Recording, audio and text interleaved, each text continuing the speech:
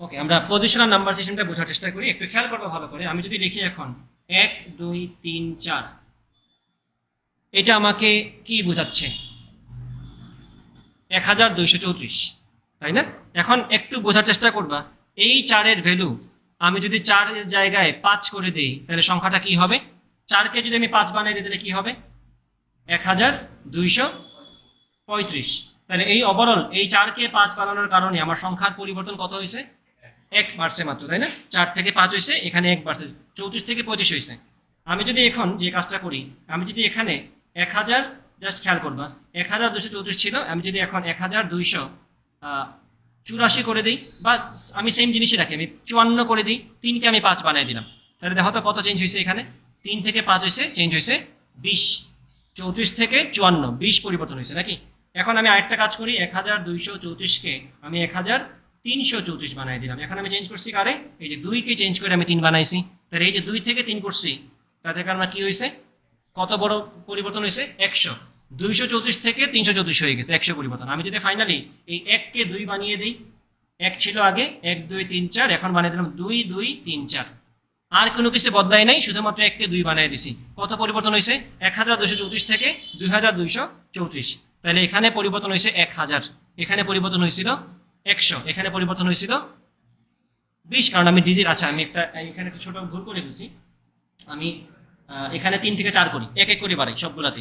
এখানে 4 থেকে 5 করছি, 3 থেকে 4 করছি, 2 থেকে 3 করছি, এটা ফাইন, ঠিক আছে। এখানে চেঞ্জ হয়েছে আমাদের 1000, এখানে চেঞ্জ হয়েছে আমাদের 100, এখানে চেঞ্জ হয়েছে আমাদের 10, এখানে চেঞ্জ হয়েছে 1। তো এই যে দেখো, আমি সংখ্যা ওই যে ডিজিটটার পরিবর্তন কিন্তু এক করেই করছি প্রত্যেকটা বার। এখানেও 4-কে আমি 1 বাড়িয়ে 5 করছি, এখানে যে ইম্প্যাক্টটা পড়ছে, এখানে আমি 3-কে বাড়িয়ে 4 করছি, ইম্প্যাক্ট কিন্তু তার 10 গুণ।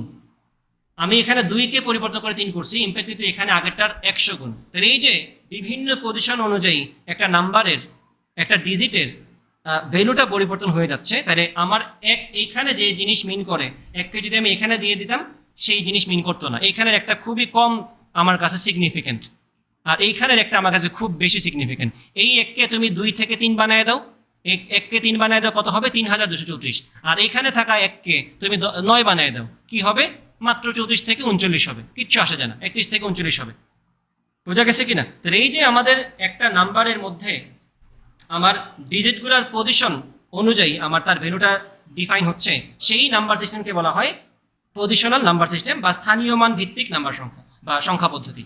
বোঝা গেছে কিনা? এখন দেখো, একটু খেয়াল করে, এই যে আমি লিখলাম 1234, এটাকে ভেঙে আমরা কি বলতে পারি একটু খেয়াল করবা।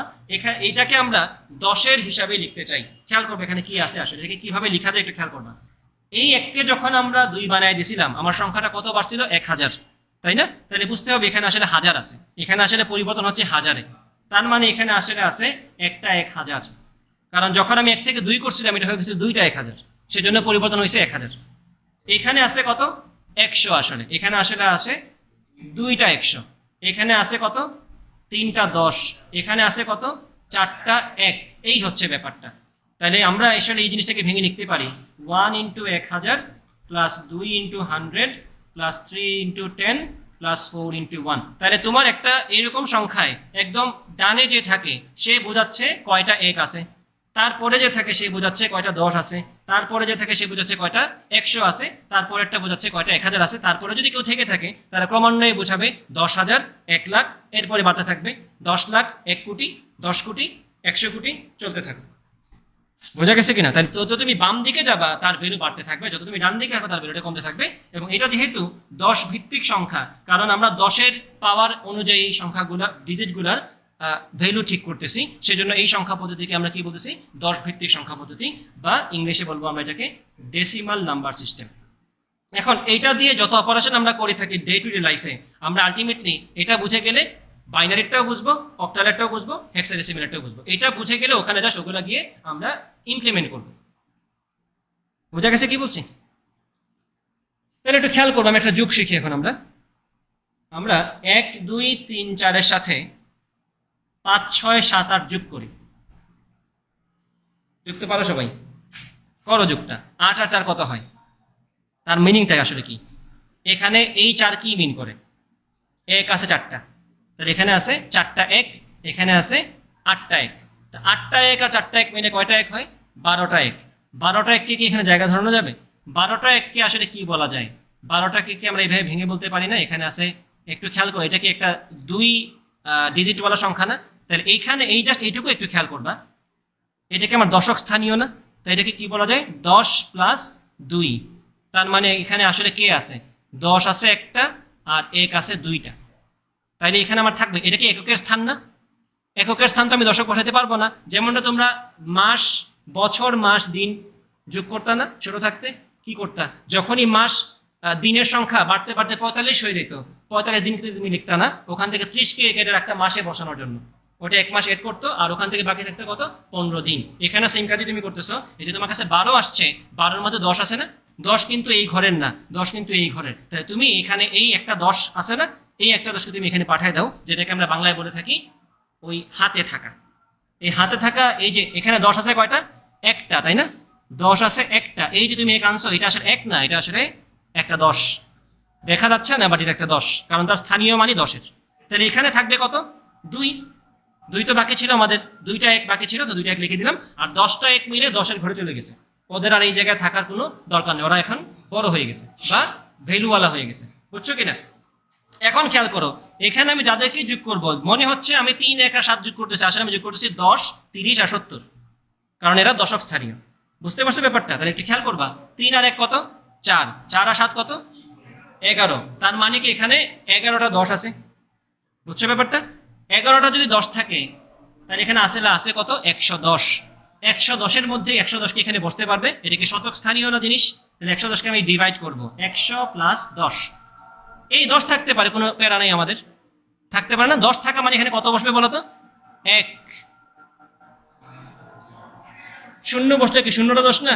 1 মানে কি একটা 10, একটা 10 তো বসতে পারবে এখানে, এটাতে 10-এর জায়গায়। আর বাকি যে 100, এই 100 কই চলে যাবে? শতকের ঘরে পদ কি হয়ে? 1 হয়ে। বাট এই 1 কিন্তু আর 10 নেই, এক হচ্ছে এখন 100। তো এখানে আসলে কাকে যোগ করতেছি আমরা? 100, 200, 600। বোঝা গেছে ব্যাপারটা? 100, 200 মিলে কত হয়? 300 আর 600 মিলে কত হয়? 900। 900 কি বসতে পারে না এখানে?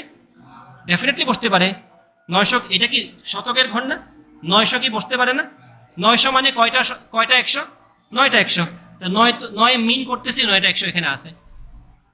ডান। যদি এখানে বাই এনি চান্স, তোমরা যেটা আশা করতেছিলে ক্যারি করবো আরেকবার, বাই এনি চান্স যদি এখানে যোগ করার পরে আসতো 11টা 100, হয়ে যেত 1100। 1100-কে কিন্তু জায়গা ধরানো যাবে না, তাহলে আমার ভাগ করতে হবে 1000 প্লাস 100। তখন 1000-কে পাঠাতাম এই পাশে, আর 100 তো আমার বসতেই পারে, তখন বসাতাম 1। বাট আমার এখানে কত আছে? কয়টা শো আছে? 9টা শো। 9টা শোকে আমি জায়গা দিতেই পারি 9। এখানে আর কোনো কেডি নাই আমাদের। এখানে কে আছে? 1 আর 5 মিলে কত হয়? 6। 6 মানে কি 6 নাকি 6000? ডান, 6912 যোগ শিখলে আজকে। বুঝতে পারছো? তোমাদেরকে আমি ভেঙে ভেঙে বুঝাইছি এখন হাতে থাকা মানে জিনিসটা আসলে সেই ওই দিন যোগ করে যদি মাসের সংখ্যার সমান পরিমাণ দিন চলে আসে, তাহলে সেটাকে আমরা কনভার্ট করে ফেলি কিসে? মাসে। তাহলে ওই ম্যাথটাই করে ফেলি আরেকবার, তাহলে তোমাদের একটু মনে স্মৃতি মনে পড়বে কেমনে কে করছে আগে। আমি যদি বলি তোমাদেরকে এখন যে 3546 দিন, কত বছর, কত মাস, কত দিন, হিসাব করে বের করতে পারবে না?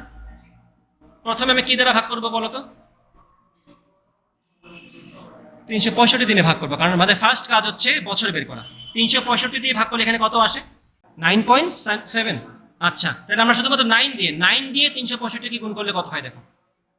ভাগফল তো 9 আসছে না পূর্ণ সংখ্যায়, 3285 না? তাহলে আমি বলতে পারি এখানে 9 ইন্টু 365, মানে 9টা বছর এখানে ইনটেক আছে। তাহলে এখন 3546 থেকে 9 ইন্টু 365 বাদ দিয়ে দেখো কত আসে? 261। তার মানে এতগুলো আছে 9 ইন্টু 3। আমি কিন্তু দিনকেই ভেঙে লিখতেছি, এইটাকে আলাদা করছি কোন, কারণ এটাকে আমরা বছর বানাবো। প্লাস কত দিন বলছো? 261 দিন। তাহলে এই যে 261 ডেইজ, এই সবগুলোকে ডেইজ না? 9 ইন্টু 365 দিন প্লাস 261 দিন। আমি কেন এটাকে আলাদা করছি? কারণ এটাকে আমি বছর বলতে পারবো, তো এটাকে আমি বলবো 9 ইয়ার্স। এখন এই 261 দিনকে আমি কি মাসে নিতে পারি না? 261-কে এখন 30 দ্বারা ভাগ করে দেওয়া কত আসে? পূর্ণ সংখ্যাটা বলবা। 8.7। তাহলে 8 ইন্টু 30 প্লাস কত থাকে বলো? 240 না? তাহলে এখানে 21 থাকবে নাকি? 21 বাকি থাকবে, তাই কি না? এই যে দেখো 8 ইন্টু 30 বলছি কেন? কারণ এটাকে আমি মাস বলবো, তাহলে আমি বলবো কি 9 ইয়ার্স, তারপরে 8 মান্থস দেন 21 ডেইজ। দেখছো এই কাজগুলো কিন্তু আমরা নাম্বার সিস্টেমে করে থাকি, বাট তোমরা হয়তো দেখো নাই। হাতে রাখার ব্যাপারটা আসলে এটাই যে আমার যোগ করতে করতে যদি বড় হয়ে যায়, যেমনটা এখানে কাজ করছি, একই কাজ আমরা নাম্বার সিস্টেমে করে থাকি। যোগটা বুঝছো তাহলে সবাই? আশা করি বিয়োগটাও বুঝবা, তাহলে এটাও বুঝতে পারবা ওইটা নিয়ে আসা মানে আসলে কি বোঝায়। ওই যে আমরা নিয়ে আসি, এই যে ধরো শর্ট পড়ে গেছে বিয়োগ করার সময়, ধরো বললাম আমার এখানে আছে 2345 থেকে আমি বাদ দিব কাকে, মনে করো আমি বাদ দিব 1229কে।